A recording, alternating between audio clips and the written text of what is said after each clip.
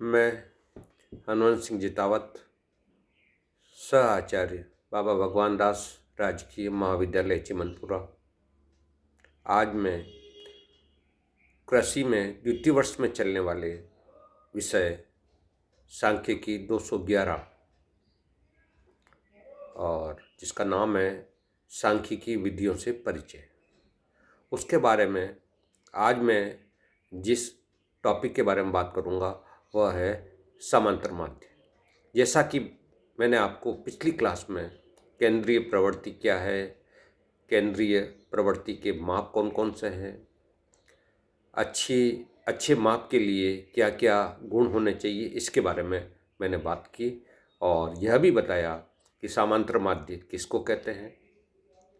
जैसा मैं एक बार वापस पुनरावृत्ति करता हूँ, पद मूल्यों को जोड़कर पदों की संख्या का भाग देने पर जो भी मूल्य आता है उसको अपन समंग समूह या श्रेणी का समांतर माध्य कहते हैं। दो प्रकार का हो सकता है, सरल समांतर माध्य जिसमें सभी मूल्यों को बराबर महत्व देते हैं, और दूसरा भारित जिसमें अपन मूल्यों को आवश्यकता के अनुसार अलग अलग महत्व देते हैं और समांतर माध्य की गणना करते हैं।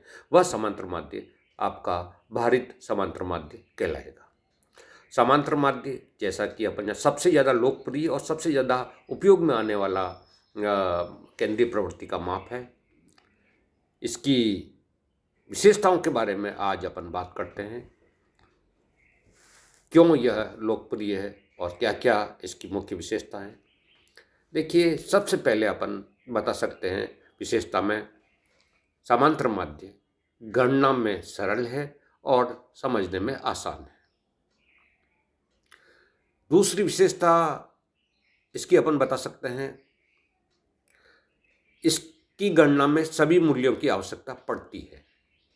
अगर कोई मूल्य गायब है या नहीं है तो अपन समांतर माध्य की गणना नहीं कर पाएंगे, और इस विशेषता को अपन कहते हैं यह समांतर माध्य सभी मूल्यों पर आधारित होता है। तीसरी विशेषता अपन समांतर माध्य की बता सकते हैं, निश्चितता। देखिए, गणना में अगर अपने को निश्चित मान मिलता है तो अपन उस माप को निश्चितता लिया हुआ माप कहेंगे। इस दृष्टिकोण से समांतर माध्य भी सदैव निश्चयात्मक होता है और इसके निर्धारण में आंतरगणन, इंटरपोलेशन या एस्टिमेशन, अनुमान का प्रयोग नहीं किया जाता है। निश्चित मान अपने को मिल जाता है। चौथी विशेषता इसकी है कि समांतर माध्य का बीजगणितीय विवेचन किया जा सकता है। देखिए, गणितीय माध्य है, निश्चित रूप से गणित के नियमों का पालन करता है, अतः हम ये कह सकते हैं कि समांतर माध्य हमेशा बीजगणितीय विशेषता लिए हुए होता है और इसका बीजगणितीय विवेचन संभव है। यहाँ पर विवेचन शब्द का अर्थ क्या होता है? देखिए, किसी भी संख्याओं के समूह में यदि कोई एक मूल्य जोड़ दिया जाए तो पहले आने वाले समांतर माध्य और यह एक मूल्य जोड़ने के बाद आने वाले समांतर माध्य में क्या अंतर आता है। इसी प्रकार से घटाना, गुणा करना और भाग देने का प्रभाव समांतर माध्य पे यदि हम ज्ञात कर सकते हैं तो सरल शब्दों में अपन ये कह सकते हैं इसकी विशेषता कि यह इसका बीजगणितीय विवेचन संभव है। इस कसौटी पे समांतर माध्य खरा उतरता है। स्थिरता। देखिए, यहाँ पर स्थिरता का अर्थ क्या होता है? यदि ऐसी स्थिति है जहाँ पर समग्र जो समस्त व्यक्तिगत इकाइयों का समूह होता है बहुत बड़ा है, तो सरलता और शीघ्रता, पैसे की बचत और समय की बचत के लिए हम क्या करते हैं कि प्रतिचयन के आधार पर समांतर माध्य ज्ञात करते हैं और उसी के आधार पर वास्तविक समांतर माध्य का अनुमान लगाते हैं। अगर प्रतिचयन में यदि प्रतिदर्श बदलते हैं तो इसका प्रभाव समांतर माध्य पे कम से कम पड़ता है, और इसी विशेषता का उपयोग आगे सांख्यिकी में हर जगह किया जाता है। तो ये मुख्य विशेषता मैंने आपको बताई, और इन्हीं विशेषताओं के कारण समांतर माध्य का उपयोग सबसे अन्य मापकों की तुलना में सबसे अधिक किया जाता है और उपयुक्त गुणों के कारण समांतर माध्य सबसे लोकप्रिय है तथा इसमें आदर्श माध्य के सभी गुण पाए जाते हैं। यह बात अपन ने विशेषता की है, लेकिन इन विशेषताओं के साथ साथ कुछ इसमें दोष या कमी भी है इस माप में। ये कमी कौन कौन सी है इसके बारे में बात करते हैं। देखिए, पहला, चरम मूल्य का प्रभाव। इसका अर्थ पहले आप समझ लीजिए, चरम मूल्य का क्या अर्थ होता है। यदि संख्याओं के समूह में बहुत बड़ी संख्या है और बहुत छोटी संख्या है, इसका प्रभाव समांतर माध्य की गणना के ऊपर क्या पड़ता है।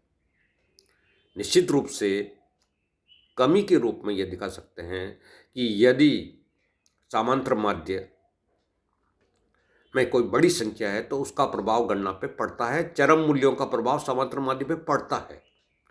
अपन उदाहरण ले सकते हैं, किसी व्यापारी व 4 मजदूरों की मासिक आय है जिसमें एक की 5,000 रुपये है, मान लो दूसरे की 50 रुपये है प्रतिदिन प्रति महीना, तीसरे की 70 रुपये प्रति महीना, चौथे की 80 रुपये प्रति महीना और पांचवें की 100 रुपये प्रति महीना है। देखिए, एक व्यापारी है और 4 मजदूर है। अगर इनका अपन समांतर माध्य ज्ञात करते हैं तो वह 1060 आता है। यह एक प्रतिनिधि मूल्य है जो ये बताता है कि ये व्यापारी और 4 मजदूरों की मासिक आय प्रतिनिधि मूल्य के रूप में यदि अपन ज्ञात करते हैं तो वह 1060 आती है। वास्तविकता देखने पर आप देखेंगे कि 4 मजदूरों की मजदूरी, मासिक मजदूरी मात्र 50, 70, 80 और 100 ही है, जबकि एक बड़ी संख्या जो व्यापारी की मासिक आय 5,000 होने के का प्रभाव समांतर माध्य की गणना पे सीधा पड़ा है और यह समांतर माध्य आ गया है आपका 1060 रुपये, जो इस समूह का सच्चा प्रतिनिधि नहीं कहलाएगा। यह सबसे बड़ी कमी एक जो अपन बता सकते हैं समांतर माध्य में कि इसके ऊपर चरम मूल्यों का प्रभाव पड़ता है। दूसरा, अप्रतिनिधि तथा अवास्तविक। ऐसा हो सकता है, देखिए गणितीय माध्य है, अपन सब पद मूल्यों को जोड़ते हैं और पदों की संख्या का भाग देते हैं, तो गणित अपना जो भी मूल्य है वह दे देती है। उस मूल्य का यदि अपन निर्वचन करें, शब्दों में अगर बताएं, तो कई बार विचित्र स्थिति आ सकती है। जैसे बहुत सारा मूल्य, कभी अप्रतिनिधि का मतलब ऐसी संख्या यह समांतर माध्य दे सकता है जो उस समग्र के समूह में कोई भी मूल्य नहीं होता है। जैसे उदाहरण के लिए अपन ले सकते हैं, कोई समूह है अपने जिसमें 10, 20 और 120 अंक है। समांतर माध्य ज्ञात करेंगे तो यह आएगा 50। अब अगर अपन देखें तो 3 मूल्य थे, 10, 20 और 100, इसमें 50 कहीं नहीं था। यह अप्रतिनिधि कहलाएगा। इन तीनों मूल्यों में यह प्रतिनिधि मूल्य है भी नहीं, अप्रतिनिधि मूल्य कहलाएगा। अवास्तविक, देखिए अवास्तविक का अर्थ है कि यदि अपन बच्चों की संख्या का समांतर माध्य निकालते हैं किसी समूह में तो यह पॉइंटों में आ सकता है, तो जिसका कोई अर्थ नहीं है, जो वास्तव में देखा है अवास्तविक है। बच्चों का समांतर औसत अगर ये आता है x बार बराबर 8.5, इसका मतलब क्या हुआ, 8 बच्चे और 0.5 का कोई अर्थ नहीं है, यह अवास्तविक मूल्य है। तो हो सकता है कई बार समांतर माध्य अप्रतिनिधि और अवास्तविक मूल्य भी दे सकता है, जो इसकी एक कमी के रूप में अपन बता सकते हैं। तीसरा, गणना संबंधी कठिनाइयाँ। देखिए, यदि एक भी मूल्य अज्ञात है तो समांतर माध्य की गणना नहीं की जा सकती है, क्योंकि इसकी गणना सभी मूल्यों पर आधारित होती है। तो मिसिंग अगर कोई संख्या है तो अपन उस समांतर माध्य समूह का नहीं ज्ञात कर पाएंगे। चौथा, गुणात्मक समंकों का अध्ययन के लिए समांतर माध्य का उपयोग नहीं किया जा सकता है। यह दोष स्थिति संबंधी माध्यों में नहीं पाए जाते हैं। देखिए, यहाँ पर तुलना की है उसने, स्थिति संबंधी माध्य स्थिति संबंधी माध्य बहुलक और माध्यिका कहलाते हैं। यहाँ पर देखिए, स्थिति संबंधी माध्य क्यों कहलाते हैं? क्योंकि इनका उत्तर आता है वह मूल्य कहाँ पर स्थित है। देखिए वह मूल्य कहाँ पर स्थित है जिसकी बारंबारता सबसे अधिक है, यह बहुलक है। वह मूल्य कहाँ पर स्थित है जो किसी श्रेणी को दो बराबर भागों में बांटता है, तो यह इसीलिए स्थिति संबंधी माध्य कहलाते हैं। और स्थिति संबंधी माध्यों में यह दोष नहीं पाया जाता है, समांतर माध्य, इसीलिए गुणात्मक समंकों के अध्ययन के लिए अच्छा नहीं कहलाता है। पांचवा, अनुपयुक्तता। देखिए बहुत सी स्थिति ऐसी आएगी जहाँ पर अनुपात दिए हुए हैं, दर दी हुई है, प्रतिशत दिया हुआ है, और इनके अध्ययन के लिए यदि अपन समांतर माध्य प्रयोग में लाते हैं तो यहाँ पर यह सही नहीं कहलाता है। इसके अलावा कई बार समांतर माध्य अपने को भ्रमात्मक निष्कर्ष भी दे सकता है। देखिए, समांतर माध्य से समंक श्रेणी की रचना या बनावट का ठीक ठाक पता नहीं चलता है, अतः समंक मालाओं की समांतर माध्य के आधार पर तुलना से गलत व भ्रमात्मक निष्कर्ष निकल सकते हैं। देखिए दो कारखाने हैं, एक ए और एक बी। ए में 3 वर्षों का लाभ पहले 10,000 था, दूसरे वर्ष बढ़कर 20,000 हो गया और तीसरे वर्ष बढ़कर 45,000 हो गया। समांतर माध्य यदि इस कारखाने का निकालते हैं तो वह आता है 25,000 रुपये।